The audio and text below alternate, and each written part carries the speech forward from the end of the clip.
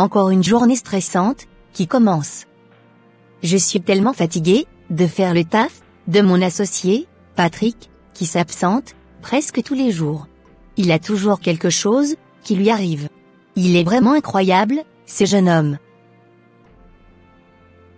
Bon, il faut que je me concentre un peu, sur les tâches, de la journée.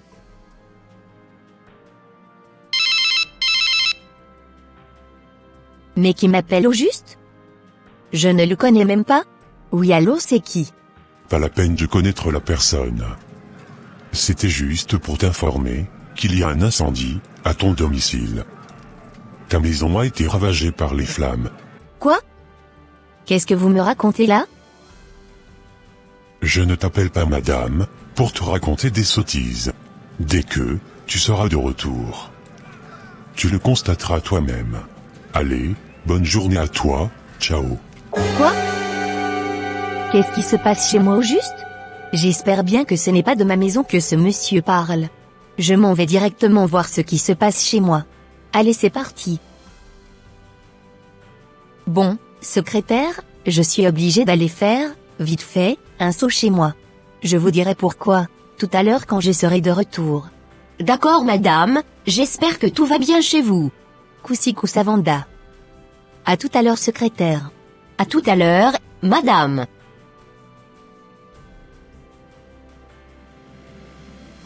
Mais c'était qui la personne qui m'avait appelé tout à l'heure? J'espère bien que c'était un canular.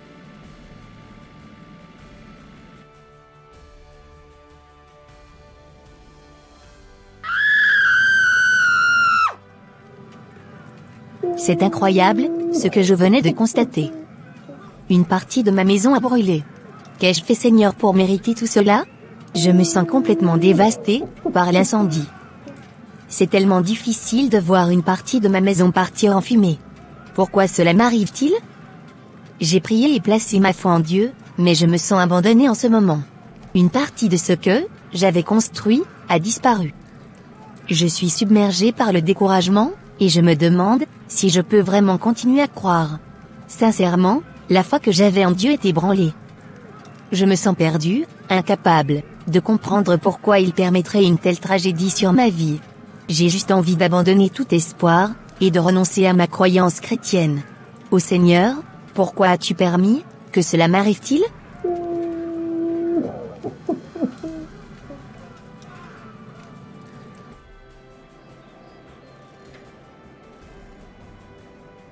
J'irai me mettre dans le parc d'à côté, afin de pouvoir questionner un peu, mon Seigneur Dieu.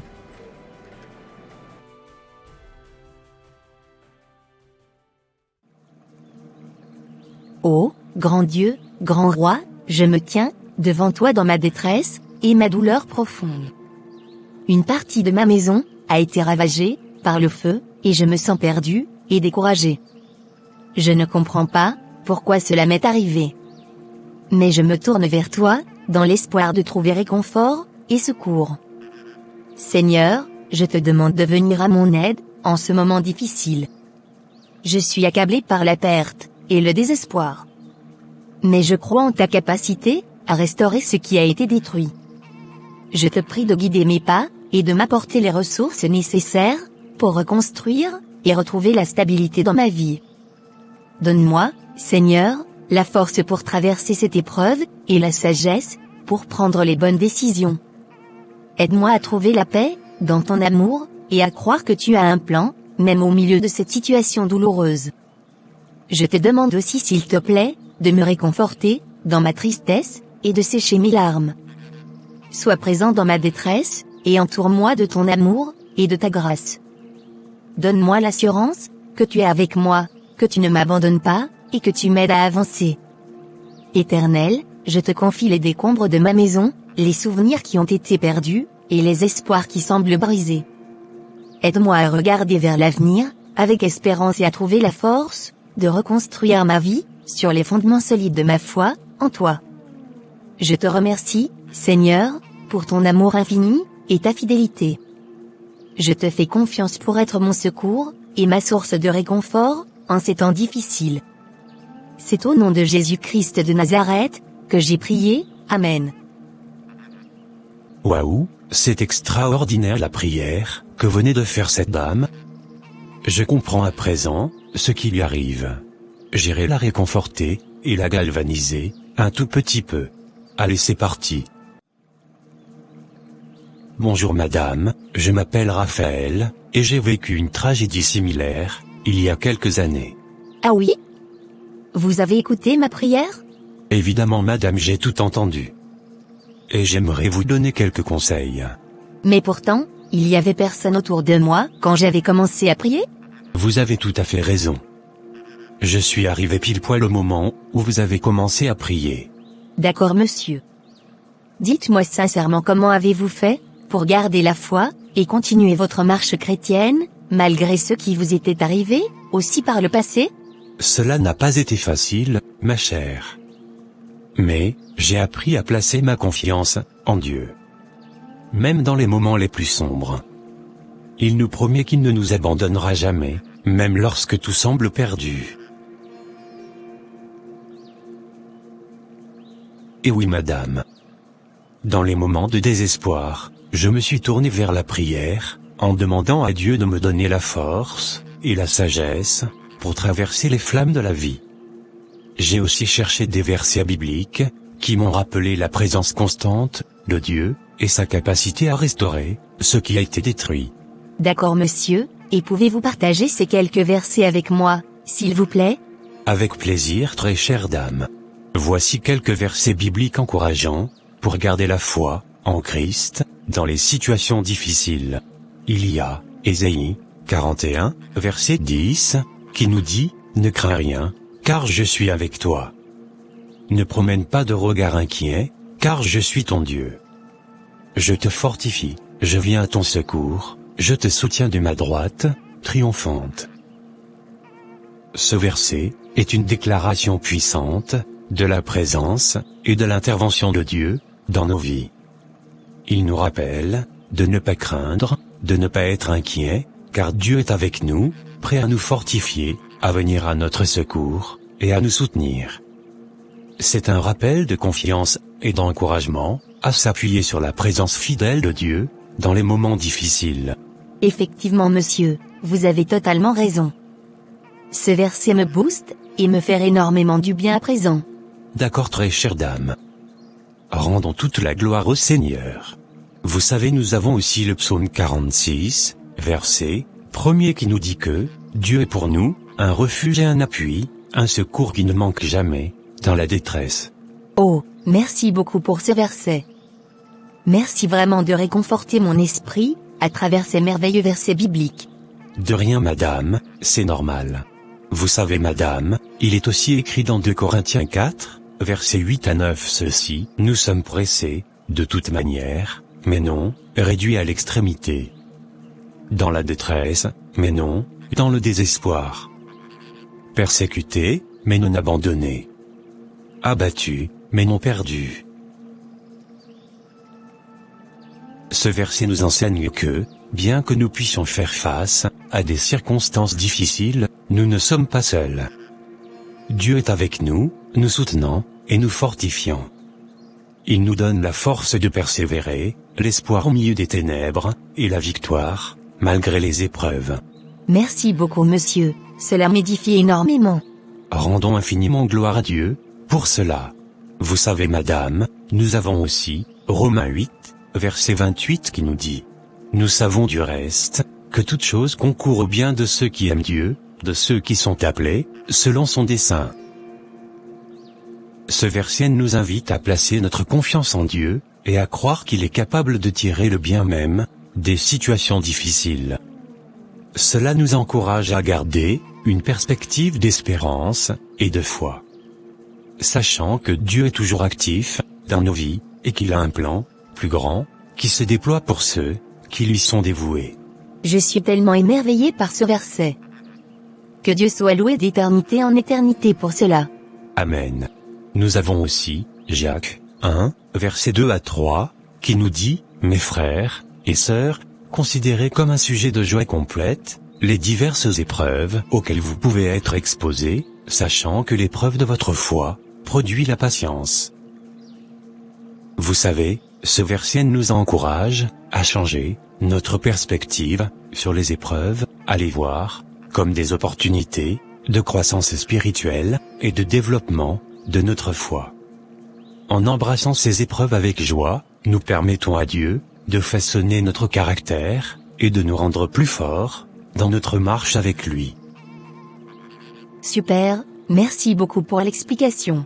De rien, madame. C'est normal. Il est aussi écrit dans Psaume 34, versets 17 à 18 que, quand les justes crient, l'Éternel entend, et il les délivre de toute leur détresse. L'Éternel est près de ceux qui ont le cœur brisé, et il sauve ceux qui ont l'esprit dans l'abattement. Merci infiniment de me rappeler ce verset. Je le connaissais déjà auparavant. Sincèrement, je suis béni et fortifié par tout ce que vous êtes en train de me dire. Hosanna à toi Seigneur Jésus-Christ de Nazareth. Nous avons aussi Jean 16, verset 33 qui nous dit, « Je vous ai dit ces choses, afin que vous ayez la paix en moi. Vous aurez des tribulations dans le monde, mais prenez courage, j'ai vaincu le monde. » Il y a aussi 2 Timothée, 1er, verset 7, qui nous dit, « Car ce n'est pas un esprit de timidité que Dieu nous a donné, mais un esprit de force, d'amour et de sagesse. » Philippiens 4, verset 13, aussi, nous dit, « Je peux tout, par celui qui me fortifie. » Mon âme est dans la joie, monsieur. Par vos versets, Jésus-Christ est en train de restaurer mon cœur. Alléluia, madame. Nous avons aussi Matthieu 11, verset 28 à 30, qui nous dit, « Venez à moi, vous tous qui êtes fatigués et chargés, et je vous donnerai du repos. Prenez mon joug sur vous, et recevez mes instructions. Car je suis doux et humble de cœur, et vous trouverez du repos pour vos âmes. Car mon joug est doux, et mon fardeau léger. » Ce verset nous rappelle que Jésus est notre source de repos et de réconfort. Il nous invite à nous approcher de lui, avec nos soucis, nos peines et nos préoccupations, et à lui confier nos fardeaux. En lui faisant confiance, en suivant ses enseignements, et en acceptant sa grâce, nous trouverons le repos véritable pour nos âmes. Voilà un peu les versets que j'avais à partager avec vous, madame. Oh, merci beaucoup, monsieur. Soyez puissamment fortifiés. Merci énormément pour tous ces versets bibliques que vous venez de partager avec moi. Je me sens forte, plus que jamais. Vous venez vraiment de booster ma foi. Je ne m'inquiète plus de rien. Je sais à présent que malgré ces tribulations, que Jésus-Christ est avec moi. Effectivement, madame. Demeurez bénis, et soyez dans la joie. Jésus-Christ vous aime, et il ne vous abandonnera pas. Merci beaucoup, monsieur, pour toutes ces belles paroles. Que Dieu vous bénisse également. Merci beaucoup, madame. Vous savez, regardez ces arbres majestueux autour de nous. Ils ont traversé des tempêtes, des vents violents et des hivers rigoureux. Mais ils ont tenu bon, leurs racines bien ancrées dans la terre. C'est de cette même manière que nous devons nous enraciner en Dieu et être fermes dans notre foi, même au milieu des tempêtes. Bon après-midi à vous et au revoir. Au revoir, monsieur. Et merci beaucoup pour tous vos conseils. De rien, c'est normal, madame. Je bénis vraiment le Seigneur pour tout ce que ce monsieur venait de me dire. Que ton nom, Seigneur, soit puissamment élevé et magnifié jusqu'au siècle des siècles. Amen.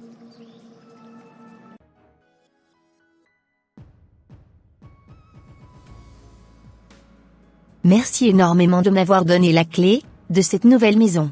Bah de rien, Rebecca, c'est normal. Je suis ton associé, et je ne pouvais pas quand même entendre ce qui t'était arrivé, et ne pas faire un geste. Tu sais, j'ai beaucoup d'immobilier. Et ce n'est pas une maison qui me manque. Je t'aiderai à réparer l'ancienne maison, qui a été partiellement détruite par le feu. T'inquiète pas, je ne te lâcherai jamais, car tu es une très bonne associée. Oh, merci beaucoup, Philippe, pour tout ce que tu fais pour moi en ce moment.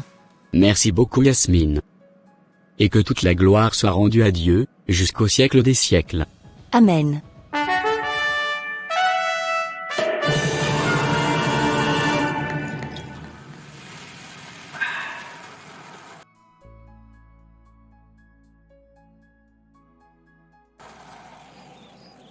Merci Seigneur d'avoir touché le cœur de mon associé, à me passer cette maison pour l'instant.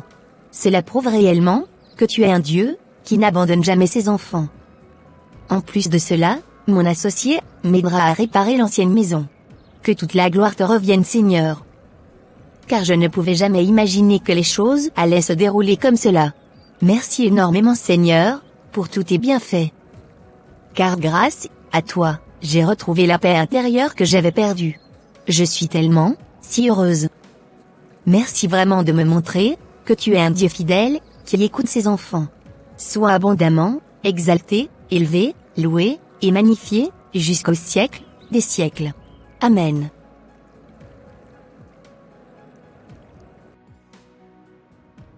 Chers frères et sœurs en Christ, nous tenons à vous adresser ces mots de réconfort et d'encouragement. Nous savons que la vie peut être remplie de défis et d'obstacles et de situations difficiles qui peuvent ébranler notre foi. Mais nous tenons à vous rappeler, avec tout notre amour fraternel, de ne jamais perdre la foi chrétienne, peu importe les circonstances auxquelles nous pouvons être confrontés. La vie nous réserve souvent des moments douloureux, des pertes, des épreuves et des déceptions. Il peut être tentant de se laisser emporter par le découragement, de remettre en question nos croyances et de douter de l'amour de Dieu. Mais nous vous assurons que, même dans les moments les plus sombres, Dieu est présent et fidèle. N'oublions jamais que notre foi repose sur la vérité de la parole de Dieu. Les promesses qu'il nous a faites ne changent pas, même lorsque tout semble s'effondrer autour de nous. La Bible nous dit que Dieu est notre refuge, notre force et notre secours dans les moments de détresse. Il est le rocher solide sur lequel nous pouvons nous appuyer lorsque tout le reste vacille. Prions sans relâche et confions-nous lui nos fardeaux. Venons à lui avec humilité et sincérité, en lui exposant nos craintes, nos doutes et nos désespoirs, car il nous a promis de nous donner du repos lorsque nous serons fatigués et chargés. Lorsque nous sommes dans l'incertitude, cherchons sa volonté à travers la prière et la lecture de la parole. Sa sagesse nous guidera et nous montrera la voie à suivre. Nous devons aussi savoir que nous sommes précieux aux yeux de Dieu. Il nous connaît intimement et il a un plan pour notre vie, même lorsque tout semble sombre et incertain. Il est celui qui restaure les cœurs brisés, qui console les affligés, et qui donne l'espérance aux désespérés. Que notre foi soit enracinée dans la certitude que Dieu est avec nous dans chaque situation difficile. Gardons nos yeux fixés sur Jésus qui est l'auteur et le consolateur de notre foi. Quoi qu'il arrive, ne perdons jamais de vue la vérité de l'amour infini de Dieu pour nous. Que le Seigneur nous réconforte et nous remplisse de son Esprit Saint, et qu'il nous accompagne dans tous les aspects de notre vie. Ne perdons jamais la foi chrétienne, car elle est la source d'espoir, de paix et de joie véritable, même au milieu des situations les plus difficiles. Que Dieu vous fortifie, vous garde, et vous bénisse chers frères et sœurs en Christ.